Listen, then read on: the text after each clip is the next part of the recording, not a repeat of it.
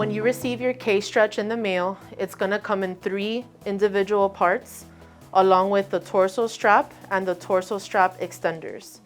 The 3 parts are easy assembly, and all you have to do are match the letters. So you're going to match A to A,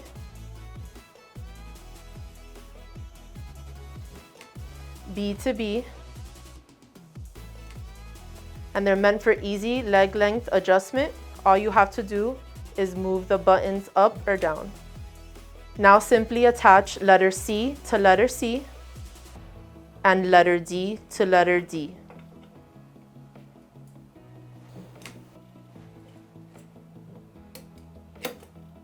When you're ready to use this device, simply Velcro the torso strap around the loops.